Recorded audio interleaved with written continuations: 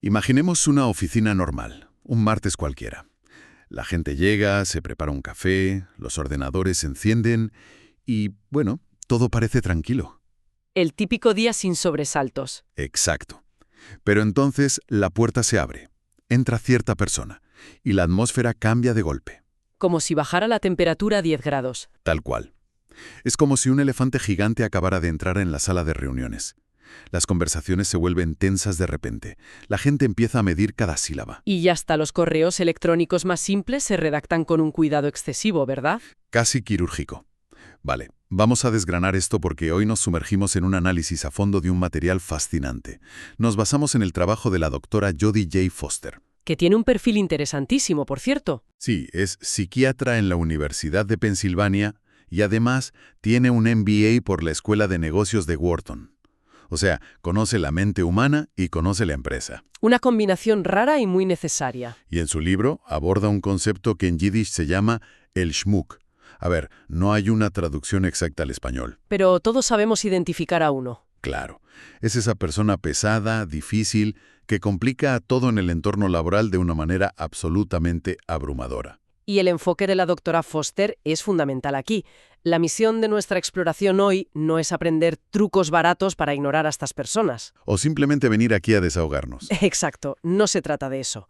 Se trata de entender cómo la ciencia del comportamiento organizacional nos permite desarmar esa frustración diaria. Es fusionar ese cerebro médico con el cerebro de negocios. Porque al final hay un proyecto que entregar, ¿no? Hay una cuenta de resultados que proteger. Claro, la convivencia importa, pero esto es un problema de rendimiento. Un problema que cuesta millones en proyectos fracasados. Pues antes de entrar en los perfiles específicos que describe el texto, tengo que hacer de abogado del diablo un momento. Adelante. Porque a quienes nos escuchan seguro que les surge una duda muy lógica. Si sabemos que estas personas están destruyendo la cultura del equipo, ¿no sería mucho más eficiente simplemente despedirlos? La solución rápida, digamos. Claro, hasta por higiene para la empresa. ¿Por qué la solución pasa por pedirle a un directivo que, no sé, intente psicoanalizar a un compañero de trabajo? Esa es la reacción instintiva y comprensible de cualquier líder bajo presión, la verdad. Extirpar el problema de raíz. Es lo que el cuerpo te pide. Totalmente. Pero la realidad corporativa no funciona así. Despedir a alguien rara vez es rápido. No siempre es legalmente sencillo y tiene un coste enorme para la empresa. Ya, el temido papeleo de recursos humanos. Y las indemnizaciones. Pero lo fascinante aquí es cómo la oficina actúa como una inmensa caja de resonancia. ¿A qué te refieres exactamente? Pues a que los patrones de comportamiento que una persona arrastra desde su crianza, sus miedos, se magnifican bajo las luces fluorescentes de la oficina. Por la presión de los objetivos, las jerarquías y demás. Eso es. Si una empresa simplemente despide al SMUC sin entender qué dinámica permitía que ese comportamiento floreciera, el sistema organizativo va a volver a contratar a alguien exactamente igual en 6 meses. Madre mía, el ciclo sin fin. O sea que el problema también está en el ecosistema, no solo en la persona. Exacto. Y hay que hacer una aclaración crucial que hace la autora.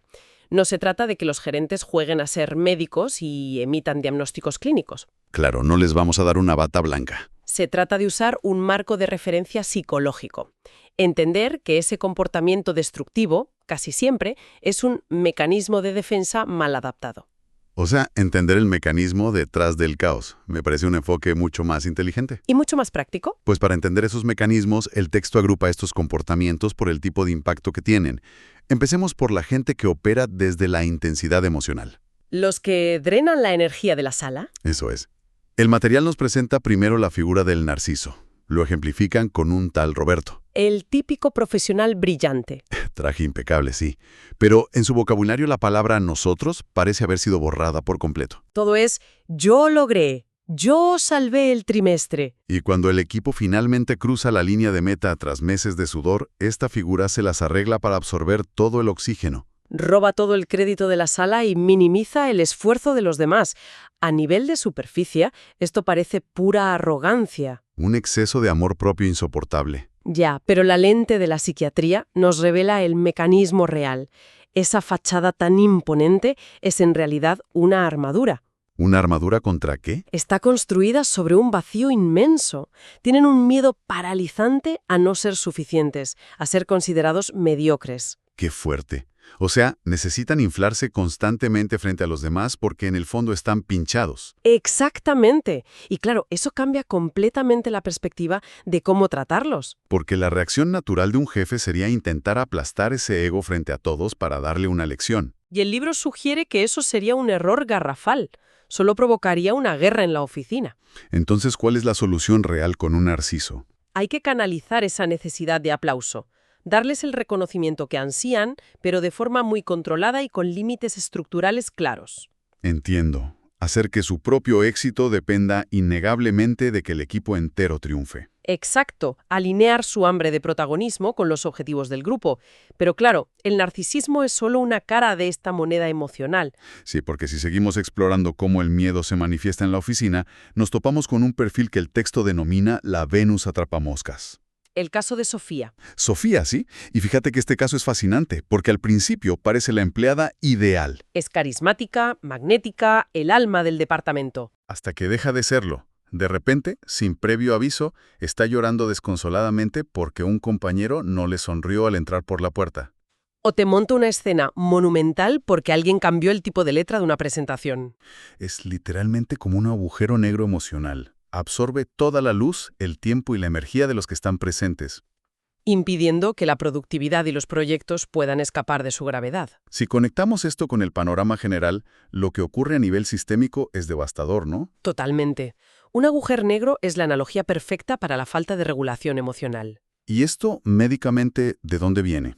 En psiquiatría, esto suele asociarse a veces a rasgos de la personalidad limítrofe. El mecanismo aquí es la incapacidad de mantener una homeostasis emocional. Sienten las cosas con una intensidad del 200%. Madre mía. El resultado en la oficina es que todo un equipo de profesionales altamente cualificados tiene que parar de trabajar, Claro, para actuar como terapeutas de crisis de su compañera. lo cual inevitablemente genera un resentimiento brutal en toda la plantilla. A nadie le pagan por ser el psicólogo de Sofía. Y por lo que entiendo del texto, el antídoto contra este agujero negro no es mostrar una empatía desmedida. No, yo pensaría que necesitan más cariño. Todo lo contrario, necesitan estructura. La sorpresa es su peor enemiga porque las desestabiliza. O sea, rutinas de hierro. Sí, agendas cerradas y una previsibilidad que roce lo aburrido para que no se sientan bajo amenaza constante. Vale. Hemos visto la necesidad de atención y la fragilidad emocional. Pero hay un tercer perfil en este grupo que opera puramente desde la manipulación. ¿El estafador? Carlos. Según el libro, es el perfil más peligroso para la supervivencia de una empresa. Sin duda. Y es el más difícil de detectar al principio. Porque es encantador. Te mira a los ojos, dice exactamente lo que el director o el cliente necesita escuchar en ese segundo. Promete triplicar los ingresos en 6 meses con total seguridad. Pero pasa el tiempo, no hay resultados tangibles por ninguna parte, y siempre tiene una excusa perfectamente hilada. Complejísima y totalmente creíble sobre por qué el fracaso no ha sido culpa suya. Ahora, a mí aquí me surge una duda importante leyendo el material. A ver, cuéntame. Vivimos en la era de los KPIs, de las métricas puras y duras y del software de rendimiento corporativo.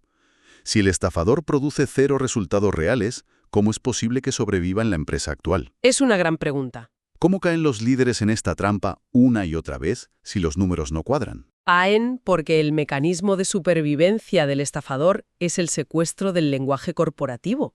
Qué buena forma de decirlo. Es que no producen trabajo real, producen percepciones. Su talento reside en leer las inseguridades de sus superiores. Y decirles lo que aliviará su ansiedad. Exacto. Cuando llega la hora de medir esos KPIs que mencionabas, el estafador ya ha reescrito toda la narrativa. Claro, le echan la culpa al mercado, a la inflación, a otros departamentos. Y siempre con una sonrisa impecable. No es que tengan mala suerte en sus proyectos, es que la manipulación es su producto principal. Qué terrorífico, la verdad. Y el libro deja clarísimo que la única manera de neutralizar a esta figura es convirtiéndose en un burócrata frío y implacable. No hay otra opción. Documentar cada promesa por escrito. Poner fechas límite muy cortas y exigir evidencias tangibles constantemente. Hay que quitarles el espacio donde operan mejor. ¿Qué es la ambigüedad? Si no hay sombras, no pueden esconderse. Bien, hemos analizado a los que secuestran la energía emocional. Aquí es donde la cosa se pone muy interesante. Vamos a cambiar de tercio. Sí, Porque el caos no siempre viene disfrazado de drama o manipulación. A veces viene disfrazado de trabajo duro. Y pasamos de los que drenan emociones a los destructores de la productividad. Los cuellos de botella del sistema. El reino de la parálisis por análisis. El ejemplo paradigmático que aporta el material para esto es el contador de frijoles. Ana. Ana. Su entorno de trabajo es un altar a la simetría. Sus informes no tienen un decimal, tienen 14. Incluso si el cliente solo pedía un resumen ejecutivo de media página. Revisa cada correo electrónico 3 o 4 veces antes de atreverse a pulsar el botón de enviar. ¿O 5 veces? Espera, pero a simple vista alguien que presta tantísima atención al detalle suena como el empleado ideal. En teoría sí. Yo lo pienso y digo, si dirijo una firma de auditoría financiera o el control de calidad de una planta de aviones, quiero a alguien como Ana en mi equipo. ¿En qué punto exacto esta minuciosidad deja de ser un talento brillante? Y se convierte en una patología corporativa que hunde los proyectos. Es una distinción crítica que hace la doctora Foster. ¿Cuál es la línea roja entonces? El rigor es una virtud cuando sirve al objetivo del proyecto.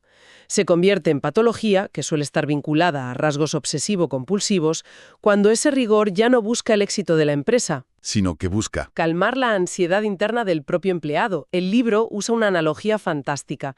Es como configurar el filtro de correo no deseado de la empresa al nivel máximo de seguridad posible. Vale, entiendo. El mecanismo bloquea absolutamente todos los virus y las amenazas. Sí, pero también bloquea los correos de los clientes, los contratos millonarios y la comunicación interna. O sea, el sistema es tan perfecto y tan seguro que queda completamente inutilizado. Exacto. El contador de frijoles prefiere que todo el departamento se paralice durante semanas antes que enviar un documento con un simple error tipográfico. Esa analogía del filtro de seguridad es súper reveladora. Están protegiéndose a sí mismos de la imperfección, pero a costa de la viabilidad del negocio. Por eso la estrategia de gestión que propone la autora consiste en definir explícitamente y por adelantado qué significa que una tarea esté suficientemente bien. Quitarles esa carga de encima, la responsabilidad de tener que alcanzar la perfección absoluta y darles permiso oficial para detenerse. Hay que marcarles la meta claramente. Y en las antípodas de esa necesidad de control férreo, el texto nos presenta al distraído, Miguel. El caos desestructurado total. Asiste a las juntas pero parece estar siempre a medias, mirando el móvil. Te promete solemnemente enviar los datos el viernes por la mañana, Llega el viernes por la tarde y no solo no envía los datos, sino que cuando le preguntas honestamente parece no recordar haber tenido esa conversación contigo en absoluto, y la reacción instintiva de cualquier compañero es pensar que le da igual el trabajo. que es pura vagancia o una falta de respeto hacia los demás. Pero el análisis médico nos dice que la clave aquí suele residir en un trastorno por déficit de atención e hiperactividad, El famoso TDAH. que a menudo no se diagnostica en la edad adulta. O sea, no hay malicia ni pereza en Miguel. Exactamente. El mecanismo neurológico es totalmente distinto. A la mala voluntad. Pensemos en las funciones ejecutivas del cerebro como en el director de una orquesta sinfónica. Vale, me gusta esa imagen. En un adulto con TDAH no diagnosticado, los músicos, es decir, su inteligencia, su creatividad, son de primer nivel. Pero el director de orquesta está abrumado. Y cuando el entorno corporativo exige una concentración sostenida y monótona, El director pierde el hilo y la música simplemente se detiene. por eso necesitan que la estructura venga de fuera. Instrucciones escritas muy claras y plazos extremadamente cortos. Esas herramientas actúan como un director de orquesta externo para ellos. Proporcionarles la estructura que su cerebro no genera por sí mismo. Entendido. Ahora, si pasamos de esta desorganización involuntaria a la explosión directa, llegamos a un perfil que genuinamente da miedo. Mr. Hyde, Eduardo, Eduardo es el empleado del mes, el que siempre te ayuda, el más amable de la oficina. hasta que el servidor informático se cae a mitad de una entrega crucial. O alguien simplemente cuestiona su método en una reunión. Entonces, emerge el monstruo. Gritos, golpes en la mesa, correos electrónicos venenosos redactados en mayúsculas a las 3 de la mañana. Aquí entramos en un terreno muy delicado. Los umbrales de estrés y la incapacidad absoluta para tolerar la frustración. La doctora Foster advierte que este tipo de reacciones desproporcionadas suelen estar ligadas a graves problemas de control de impulsos. O intruso, y esto es fuerte, a problemas subyacentes de consumo de sustancias que desregulan el sistema nervioso del empleado. Frente a este comportamiento, el mecanismo de gestión cambia radicalmente respecto a los demás perfiles. Totalmente.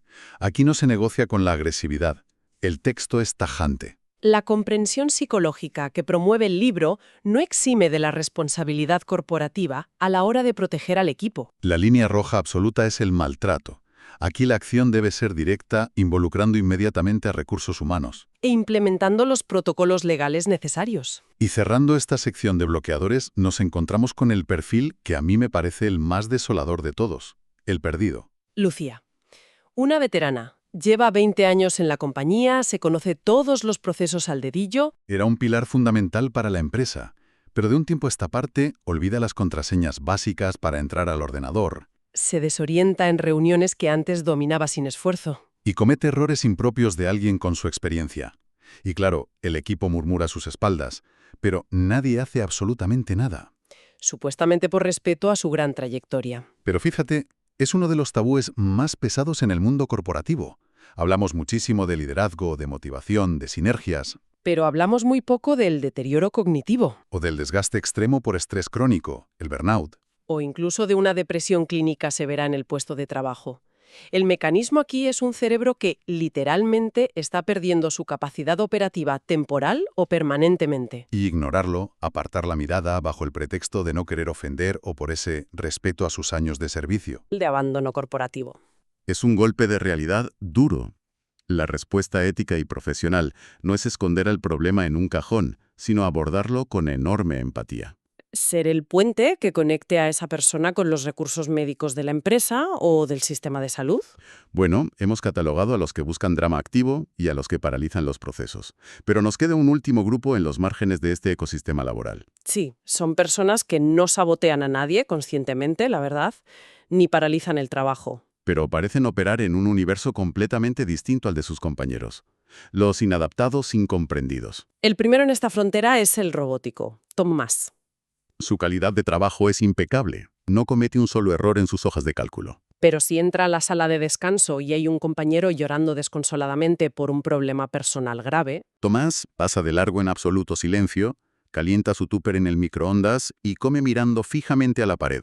cero empatía aparente, cero conexión social. Claro, el equipo asume instantáneamente que Tomás es un elitista arrogante que desprecia a los demás. Sin embargo, la psiquiatría sugiere mirar hacia los rasgos del espectro autista. Tomás no ignora los sentimientos de los demás por crueldad. Es que el mecanismo de su cerebro simplemente no procesa esas normas sociales invisibles. El subtexto emocional que la mayoría de nosotros damos por sentado cada día. Esto plantea una pregunta importante, diría que casi filosófica para cualquier organización moderna. ¿Cuál? ¿Cuántas veces castigamos el talento genuino simplemente porque un empleado no sigue las reglas sociales no escritas? Confundimos la falta de habilidades sociales neurotípicas con la mala intención pura y dura. La solución de gestión con el robótico es maravillosamente simple en realidad.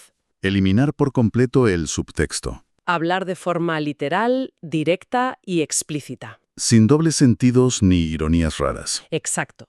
Cuando se elimina esa confusión social, suelen ser colaboradores de una eficiencia extraordinaria para la empresa. Y hablando de mentes que operan en otra frecuencia, tenemos a el excéntrico, Pedro. Es ese compañero que te interrumpe una aburrida reunión sobre la logística del presupuesto anual Para explicar con total seriedad cómo los principios de la mecánica cuántica y la consciencia del universo deberían dictar la estrategia de marketing del próximo trimestre. Madre mía. Presenta lo que en términos clínicos se denominan rasgos esquizotípicos. Operan constantemente en los márgenes del pensamiento convencional. El mecanismo detrás de este comportamiento es un cerebro que conecta conceptos y variables que para el resto del mundo no tienen relación alguna. A ver, no buscan ser el centro de atención ni hacer daño. Simplemente su procesamiento de la realidad es, digamos, tangencial. Y el instinto de cualquier jefe sería callarlos y pedirles que se centren de una vez en el presupuesto. Pero el texto aconseja no descartarlos de inmediato.